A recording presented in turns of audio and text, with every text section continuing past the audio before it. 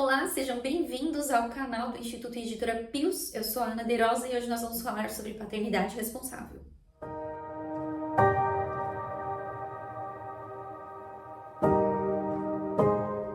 Será que ser responsável hoje em dia significa ter poucos filhos? Porque é comum a gente ouvir falar que um casal que tem muitos filhos são irresponsáveis. Ou então, a fulana engravidou de novo, é porque ela não se cuidou. Ela foi irresponsável. Será que é isso mesmo, né? O fato é que desde a década de 60, 1960, com o surgimento da pílula anticoncepcional, uma espécie de mentalidade contraceptiva tomou conta muito forte da sociedade, né? E gerando aí uma visão distorcida, errada mesmo, sobre a fecundidade matrimonial. E aí, essa possibilidade tão palpável, tão fácil de controlar o número de filhos e reduzir a quantidade de filhos, levou a sociedade a interpretar a responsabilidade não como um dever e um chamado à generosidade e ao respeito pela vida, enobrecendo o amor conjugal, mas como uma obrigação, o simples fato de limitar o número de filhos. E aí, a consequência disso, o que é muito triste, é a visão atual, que é tão comum, que nós vemos assim, né, as famílias numerosas,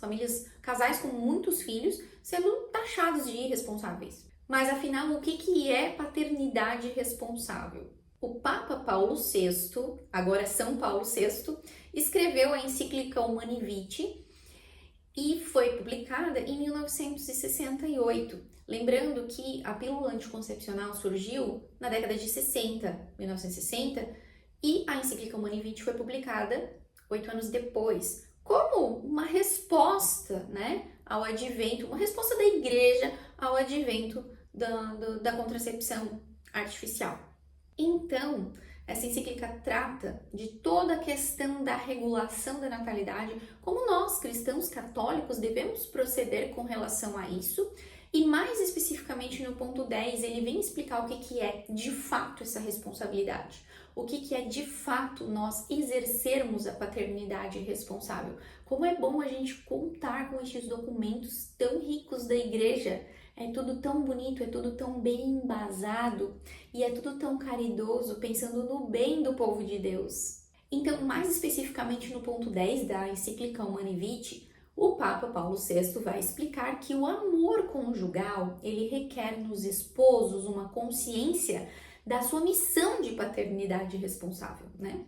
Sobre a qual hoje tanto se insiste, ele mesmo diz, né? Por quê? Porque começou a ficar muito comum as pessoas falarem, não, nós temos que ser responsáveis, não vamos ter muitos filhos, temos que ser responsáveis. E aí trouxe essa ideia que ficou impregnada na sociedade de que para você ser responsável, você precisa regular o número de filhos, você precisa ter poucos filhos. Mas ele vem explicar, nos chamando a compreender com exatidão o que significa de fato ser responsável, né? O que significa de fato a gente exercer a paternidade responsável. Então ele começa, em relação com os processos biológicos, paternidade responsável significa o conhecimento e respeito pelas suas funções. A inteligência descobre, no poder de dar a vida, leis biológicas que fazem parte da pessoa humana. O que ele quer dizer com isso, né? Isso significa que os esposos devem conhecer e respeitar as leis naturais e biológicas que regem aqui o funcionamento do corpo humano, né? Tanto feminino quanto masculino. E esse conhecimento ele é essencial para que nós possamos viver com plenitude e conhecermos verdadeiramente, então, a nossa fertilidade, a fertilidade do casal, como um dom, né? Como um dom de Deus, um privilégio de gerar vidas, porque o casal, tendo a sua fertilidade, vivenciando a sua fertilidade, a sua fecundidade, o casal está então colaborando com Deus na sua criação, trazendo novas pessoas ao mundo, pessoas que Deus quer enviar ao mundo, e entrega então a esse casal essa missão de cuidar e conduzir esta nova pessoa, esse filho muito amado de Deus, os caminhos aqui deste mundo. Vejam que missão maravilhosa, que missão grandiosa. E como que muitas vezes a gente enxerga a paternidade e a maternidade de uma maneira tão errada, tão distorcida, tantas vezes vendo como um fardo, quando é justamente o contrário, quando nós estamos, então, colaborando com Deus na sua obra de criação, trazendo novas pessoas ao mundo. Isso é muito grandioso. Então, nós somos chamados a respeitar a fecundidade, mais especificamente a fertilidade, como uma parte intrínseca da mulher, algo próprio da mulher, também do homem e também do casal. Mas, de fato, né, infelizmente, nos nossos tempos, a fertilidade é vista como um problema, como uma doença, como algo a ser evitado, como algo a ser tratado com pílulas. Então, os métodos artificiais, né, os métodos contraceptivos tão amplamente difundidos na sociedade, as pílulas anticoncepcionais orais e outros métodos hormonais, DIUs, né, dispositivos intrauterinos, bom, eles interferem diretamente na fertilidade feminina, eles desligam a fertilidade feminina, certo? E com isso acabam gerando inúmeros efeitos colaterais, inclusive as bulas são imensas. E ao mesmo tempo ele desliga também a fertilidade do casal, retirando do seu ato unitivo, né, do seu ato conjugal, o aspecto procriativo, distorcendo então o seu real significado. Já os métodos naturais de observação da fertilidade ajudam o casal a conhecer, a valorizar a fertilidade, enxergando essa fertilidade como algo do casal, né? E não apenas da mulher ou do homem. Porque se é um método contraceptivo, apenas a mulher fica responsável, mas ela que tem que arcar com a responsabilidade de controlar a fertilidade e também tem que arcar com todos os efeitos colaterais que estes métodos oferecem para ela. Os métodos naturais, eles acabam por fortalecer, por enobrecer o amor do casal, porque o casal participa junto, né? O homem é chamado a participar junto nesta observação dos períodos férteis ou inférteis. E esse conhecimento valoriza esse amor entre o casal. Ou seja, além de valorizar a individualidade feminina e masculina, também valoriza e enobrece o amor matrimonial e a geração de uma nova vida. Vamos para a próxima frase que o Papa fala sobre paternidade responsável. Ele diz: em relação às tendências do instinto e das paixões, a paternidade responsável significa o necessário domínio que a razão e a vontade devem exercer sobre elas. Bom, o casal, ele é chamado a viver um amor maduro, onde a atração física, né, os impulsos naturais da sexualidade são vividos de uma forma ordenada. Então, o respeito ao outro, né, a dignidade do outro deve ser uma prioridade. E a compreensão do plano de Deus para o matrimônio deve reger os instintos, as paixões que existem, né, que fazem parte aí da natureza humana. Em outras palavras, né, a atração e o desejo são naturais, fazem parte do relacionamento conjugal, né? E a paternidade responsável, ela que requer que o casal vá além, né, de uma visão puramente instintiva da sexualidade. A paternidade responsável chama o casal a elevar a sua visão ao nível da razão e da vontade, certo? Inclusive da transcendência. Então a razão, ou seja, o nosso entendimento, vai orientar os impulsos e ajudar a vivê-los de maneira ordenada, certo? Preservando o amor e visando sempre o bem do cônjuge. Então, quando o casal busca essa vivência, ele não vai em momento algum negar os seus desejos, negar as suas paixões. O casal vai ordenar tudo isso, integrando esse desejo e as suas paixões à sua missão maior dentro do amor conjugal, respeitando os processos biológicos, como o Papa falou ali no ponto anterior, respeitando o chamado à abertura à vida, à fecundidade matrimonial, conforme o plano de Deus para o matrimônio, né? E isso é muito importante porque saber controlar estes instintos e as paixões é algo muito importante na vida matrimonial, quando, por exemplo, surgir alguma fase da vida em que seja necessário uma abstinência. E algo aqui bem importante para uma reflexão: a capacidade de dominar os instintos e as paixões é a verdadeira liberdade.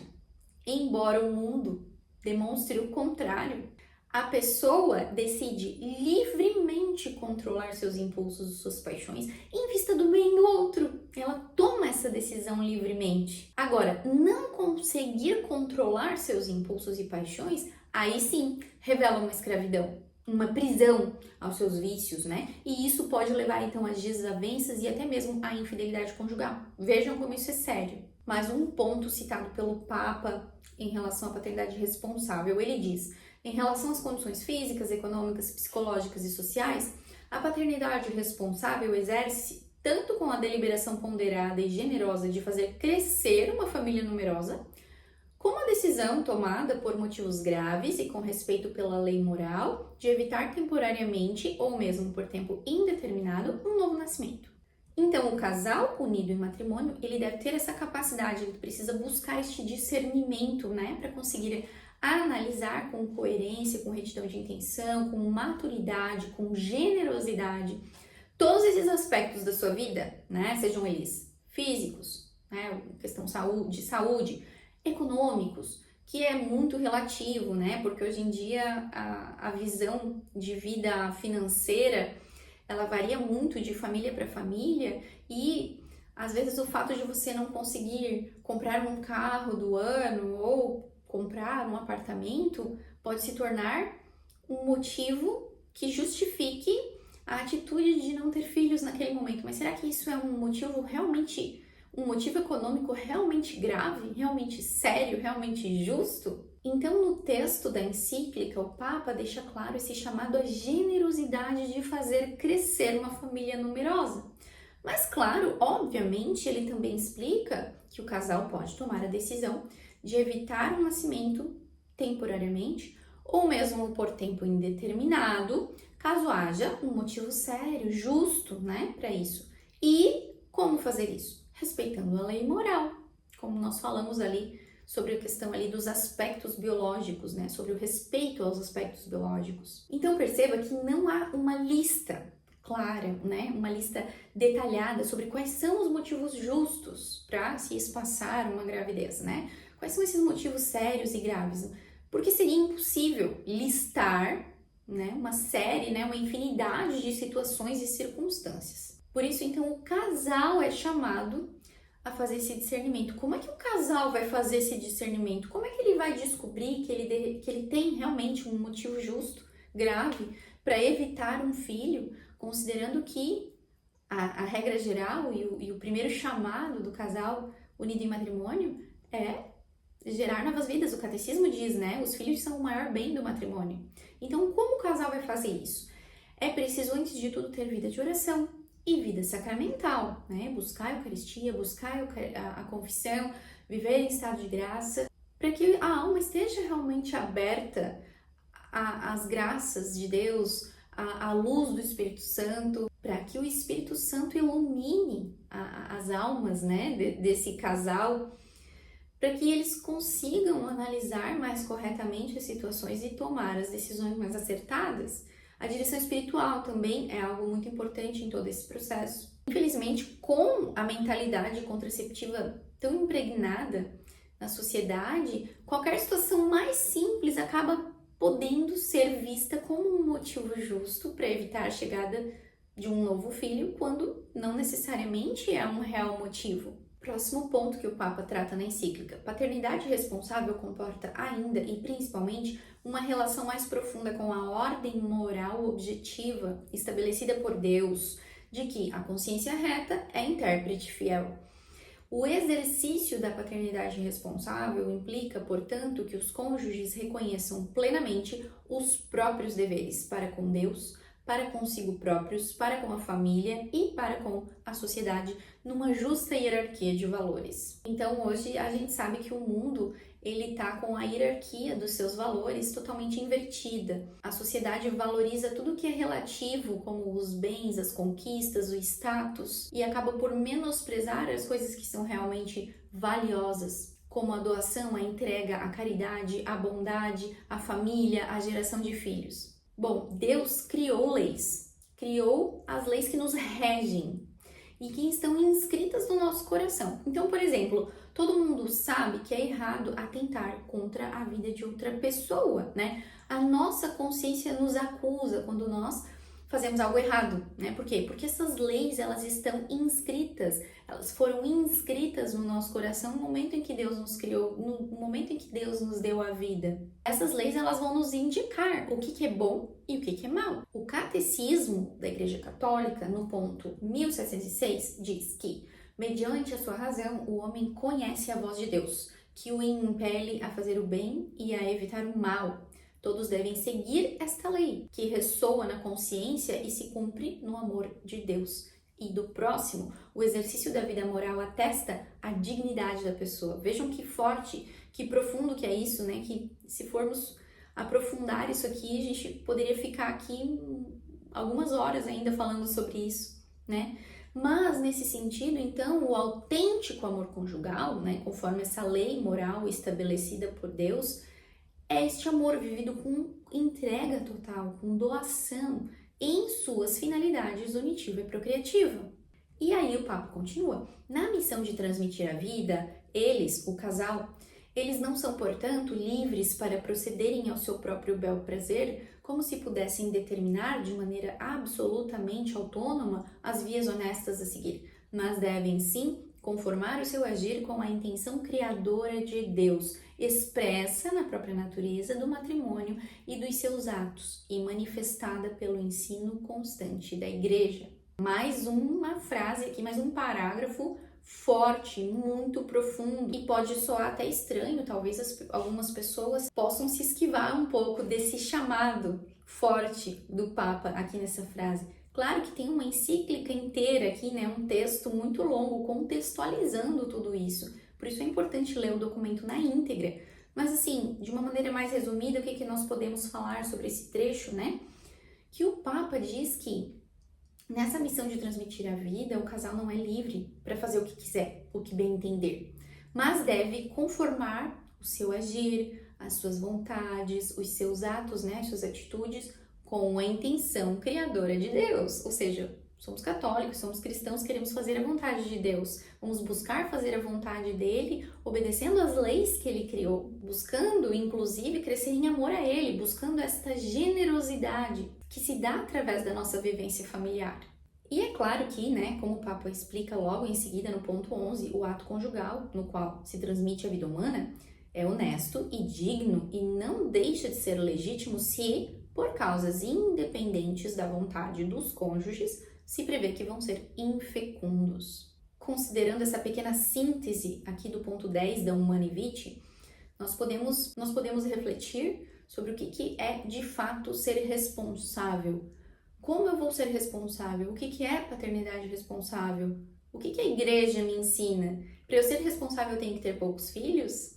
Não, primeiramente eu tenho que ter essa responsabilidade perante Deus, perante ao meu chamado dado por Ele para a minha vocação, a vivência da minha vocação matrimonial. E os que vivem a vocação ao matrimônio são chamados a ser fecundos, a crescer e multiplicar. E se houver um motivo justo, tendo sido detectado aí depois de um período de discernimento e vida de oração, auxílio, né, de um sacerdote, então esse casal pode utilizar aí os métodos naturais de observação da fertilidade para espaçar de maneira temporária ou até de repente por tempo indeterminado, dependendo da situação, para espaçar então, né, a chegada de um novo filho.